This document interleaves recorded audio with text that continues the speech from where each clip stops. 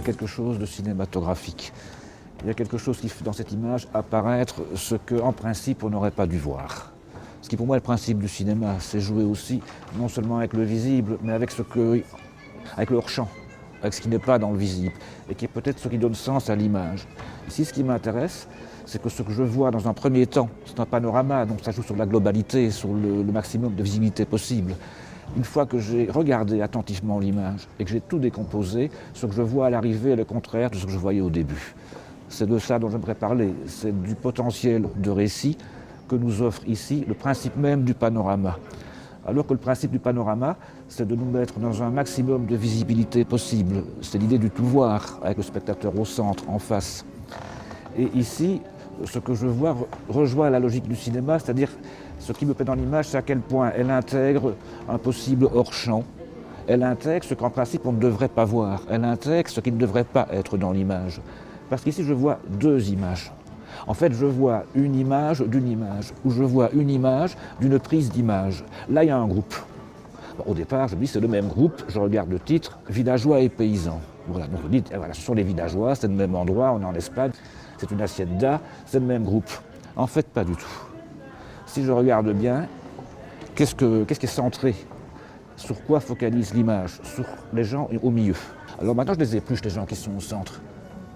Tous bien habillés. Tous endimanchés, bien peignés. Aucun ne porte de chapeau. Ils sont prêts pour l'image. Il s'agit de gens qui se préparent à être dans une image. Un portrait de groupe. Ils sont prêts pour la photo. Ils prennent la pose. Ils sont tous agglutinés, conglomérés. Et il y a une hiérarchie. On met les petites filles en belle robe blanche de dimanche devant. Là, on voit sans doute les patriarches. La mère de famille est là, en blanc. Là, c'est la grand-mère. Ici, c'est le grand-père. Il y a l'hacienda, le responsable de l'hacienda. Et puis, progressivement, on s'écarte. Mais c'est le même groupe. On s'écarte, et sans doute le personnel. Ils ne sont pas habillés de la même façon, mais ils ont enlevé leur chapeau eux aussi. Ils sont prêts pour l'image. Ceux-là sont prêts pour l'image. Ce sont ceux-là sur lesquels un photographe focalisé. Il s'agit de gens qui veulent être dans un portrait. Et puis après, je vois un chien. C'est lui qui m'a attiré le premier. Comme dans le premier film de l'histoire du cinéma, La sortie des usines Lumière. Il y a des gens qui viennent vers nous en largeur. Et au milieu, il y a un chien qui anime l'image. Il n'a rien à foutre là. Mais il est là parce qu'il anime l'image. Or, ce chien vient d'ailleurs. C'est le premier indice. C'est ça qui m'a troublé. Ce chien n'est pas de ce groupe, parce qu'il renifle. Le chien est en train de renifler l'entrejambe du personnage central. Un chien qui renifle, c'est un chien qui cherche à identifier quelqu'un qu'il ne connaît pas. Si c'était son maître, il ne le reniflerait pas. Ils se connaissent. Ici, il ne le connaît pas, le chien. Il vient d'ailleurs. C'est lui qui m'indique l'ailleurs. Alors effectivement, je me déplace et je fais le travail du panorama. Le panorama consiste à élargir l'image, à l'écarter au maximum pour aller voir ce qu'il y a au bord, ou pour le dire autrement, ce qui se trouve dans les marges du centre. Dans les marges du centre, je vois d'autres personnes. Mais ce n'est pas le même groupe. Parce qu'il y a de l'espace de part et d'autre. Groupe central, là il y a un autre groupe avec des enfants. Mais ce n'est pas les mêmes. Ils n'appartiennent pas au même groupe, parce qu'ils ne sont pas dans l'image prévue, programmée. Il y a un trou. Ils ne savent pas d'ailleurs que faire, ces enfants-là. Celui-là, il est dans un mouvement, il a l'air surpris. Est-ce que je vais devant? Est-ce que je reste dans l'image? Est-ce que je sors? Il ne sait pas quoi faire. Il est figé dans un mouvement qui a été immobilisé parce qu'on prend une photo. Celle-là, elle regarde la caméra. Elle regarde le panneau. Elle pose, comme ceci. Celle-là, elle bâille quasiment. Elle a de s'ennuyer, elle ne sait pas quoi foutre. Celle-là, elle ne regarde pas le photographe, l'objectif, elle regarde les poseurs. Chacun regarde ailleurs, dans un endroit différent, on dirait. Ils ne sont pas prévus pour l'image. Ce sont des témoins, là, peut-être par hasard. Et là, il y a un autre espace.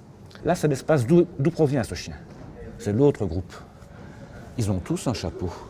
Ils n'ont pas mis leur beau costume du dimanche. Certains regardant l'objectif, c'est-à-dire regardant la prise d'image en train de se faire, d'autres regardant qui? Les maîtres? Voilà, là ça m'intéresse. Parce qu'on a décentré le regard et fait apparaître deux groupes finalement. Il n'y en a pas qu'un, comme je le pensais au début. Il y a deux groupes. Il y a ceux qui ont tout fait parce qu'ils l'ont souhaité pour être dans l'image, et il y a ceux qui n'étaient pas prévus pour être dans l'image, mais à qui on a proposé sans doute de venir regarder l'événement. L'événement, c'est que les maîtres, eux, ont droit à l'image officielle, ont droit à la photographie. Cette image est magnifiquement subversive, parce que c'est eux qui voulaient être dans l'image, mais en déportant par les bords, c'est le reste que je vois. Et c'est eux que je commence à regarder, parce qu'eux, ils ne sont pas dans la pose.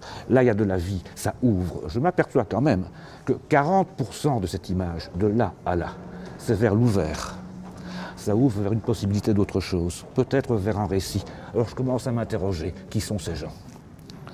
Je trouve que la beauté de ce panneau ici, c'est d'avoir inclus dans l'image ceux qui étaient supposés en être exclus.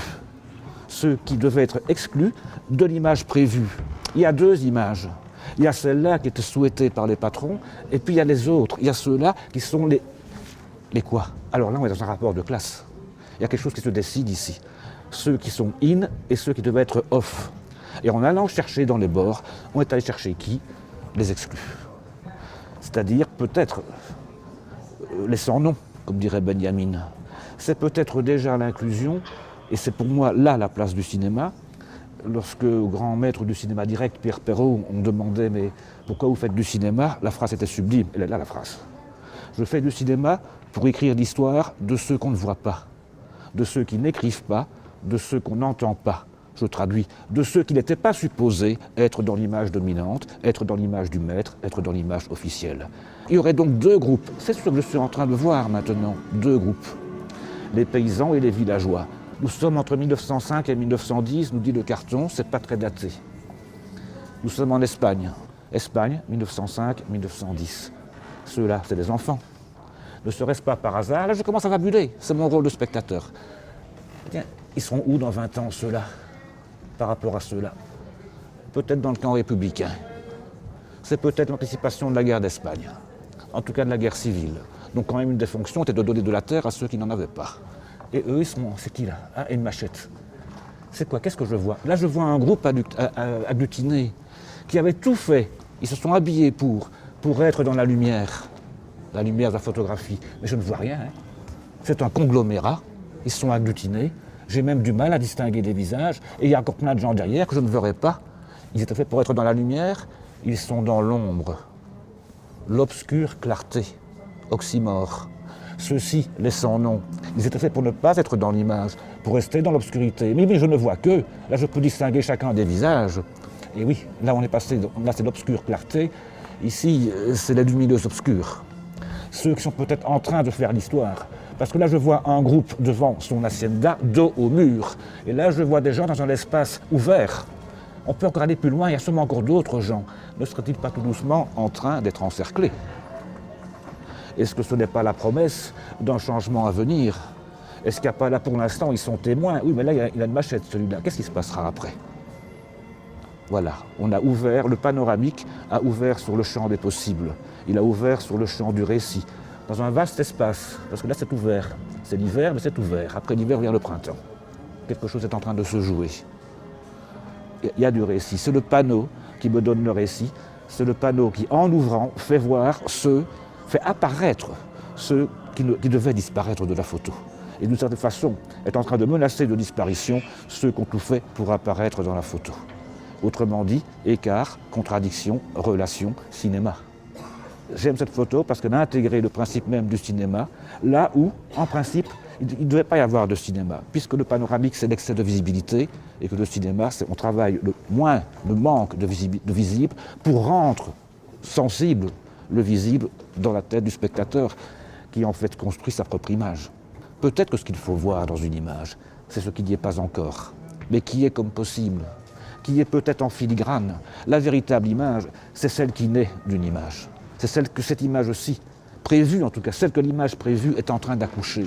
L'image prévue, celle du pouvoir, est en train d'accoucher d'une image possible, celle des pauvres, des paysans, en tout cas celle des marges, des placements. On focalise sur le centre, mais ce sont les marches qui racontent. Voilà ce que moi j'ai vu dans cette affaire-là.